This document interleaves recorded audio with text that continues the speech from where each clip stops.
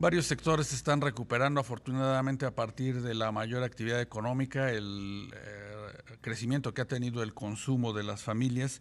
Uno de ellos es el de las telecomunicaciones, concretamente la compra de teléfonos inteligentes, que hoy digamos que es uno de los bienes más preciados por las personas porque se han convertido en auténticas computadoras que nos facilitan mucho la vida más allá de la comunicación personal. Incluso para la productividad en el mercado laboral también tienen una enorme utilidad. Y para platicar pues de este segmento del negocio de las telecomunicaciones nos acompaña Oliver Aguilar. Él es gerente de investigación de mercado de consumo de IDC México. Oliver, muy buenas tardes. Te saluda Rogelio Varela. Muy buenas tardes, Rogelio. ¿Cómo estás? Gracias por el espacio. No, a ti, Oliver, por tu tiempo. Platícanos qué está pasando con el mercado de los smartphones o teléfonos inteligentes. Todo indica que está teniendo signos de mejoría interesantes. Así es. La verdad es que este ha sido un mercado bastante dinámico. En la pandemia el año pasado, en abril de 2020, fue uno de los meses más bajos que hemos visto en años. Y la verdad es que fue por un tema de demanda. El consumidor seguía muy concentrado, como bien decías, en la compra de teléfonos inteligentes. Hay que mencionar que una parte importante, como mencionabas, de los smartphones en la pandemia fue también el uso que se le dio en cuanto a educación, por Sí. ejemplo, y definitivamente que sigue siendo la tecnología más buscada y preferida por los mexicanos en cuanto a tecnologías de consumo. ¿De cuántas unidades estamos hablando, Oliver, que se estarían desplazando en lo que va del año y que comparan favorablemente con lo que pasó en 2020? Estamos hablando en el 2020, cerramos en cerca de 26 millones de teléfonos, que la Sí. verdad es un número bajo. México es un mercado que consume más de 32 millones de teléfonos de forma regular. Esto, si lo ponemos como estadística, sería un smartphone por segundo. Sí. Y la verdad es que todavía en este 2021 no estamos llegando a esa cifra. Estamos actualizando ahora un poquito justo nuestra expectativa, pero pues gran parte del camino y de la recuperación es muy probable que cerremos cerca de 31 millones de teléfonos inteligentes este año, lo que sería un crecimiento del 19%. Que es bueno si consideramos pues lo que está pasando en la economía, Oliver, pero que como mencionas todavía está lejos de los niveles promedio de los últimos años.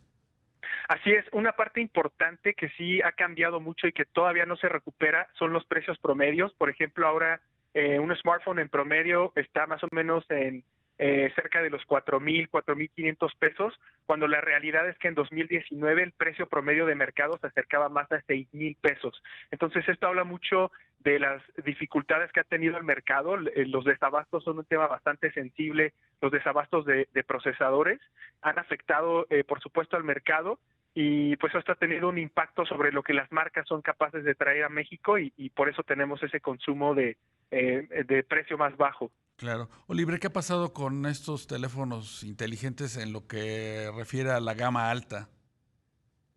Sigue habiendo un segmento muy importante en la gama alta, sigue siendo existente. La verdad es que se ha dado un fenómeno para diversas tecnologías, incluyendo smartphones, donde México, la realidad es que es un mercado que pues está peleando por esas unidades, por esos dispositivos contra otras filiales a nivel mundial. Sí. Entonces, se ha dado preferencia a la gama alta para estas marcas, por ejemplo, para abastecer mercados como Estados Unidos, Japón, Sí. China. Entonces, bueno, para el caso de México no es que se haya desaparecido la gama alta, sigue habiendo una demanda importante. Sin embargo, es lo que como marcas hemos sido o han sido capaces de traer al mercado en México. Exactamente. Hay básicamente una concentración en la gama media y baja en nuestro país entonces. Así es, mira, te puedo decir que más del 70% del mercado en este momento está debajo de los 5,000 pesos. Que es, digamos que, un nivel que para muchas familias puede ser interesante, pero que también cuesta trabajo, sobre todo ante la estrechez de la economía y sobre todo la pérdida de empleo. Sí, también definitivamente que también en parte los cambios en los precios y en lo que se está adquiriendo en cuanto a smartphones, pues también tiene que ver con la capacidad adquisitiva. Es decir, los mexicanos no han dejado de comprar smartphones, pero quizás se han reducido como por un rango de 1,000 pesos lo que tenían pensado gastar, ¿no? En invertir. Claro, se habla mucho de pues la llegada de nuevas redes de quinta generación que permitan, digamos que tener aplicaciones, darle pues más productividad a estos smartphones. ¿Tú crees que estamos de acuerdo al mercado, a lo que se está vendiendo, pues listos para la llegada de estas redes 5G?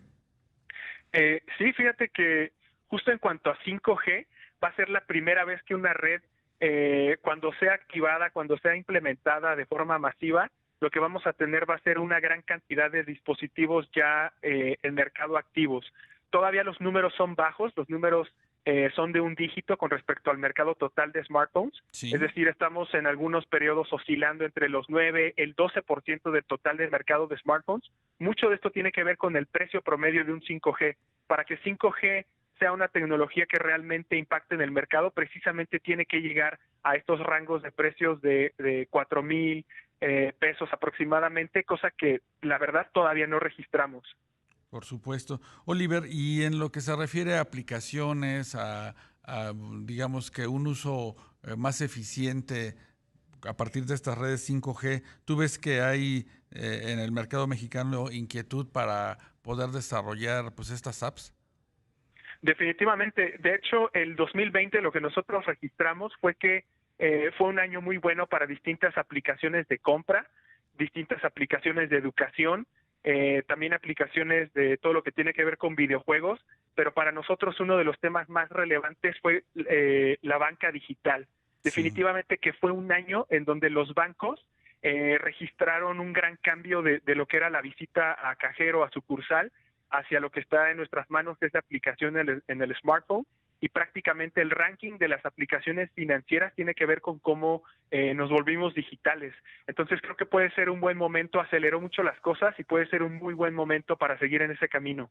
Sí, es como muy interesante lo que tú comentas, Oliver. Los teléfonos celulares se han convertido en las auténticas sucursales bancarias para muchas personas. De ahí que pues hay que cuidarlo porque pues el token móvil pues está precisamente ahí en el celular y pues no falta quien pueda dar mal uso a estos dispositivos. Sí, por supuesto que la seguridad es prioridad para el sector bancario, cualquiera que sea su forma de contacto con el consumidor. Y en este sentido, desde nuestra perspectiva, han logrado darle esa confianza al consumidor y demostrar que prácticamente ya estaban casi a un paso de volverse digitales. Por supuesto. Pues Oliver Aguilar, gerente de investigación de mercado de consumo de IDC México, gracias por acompañarnos esta tarde. Muchas gracias. Que Que, te- tengas buena tarde. que tengas magnífico fin de semana.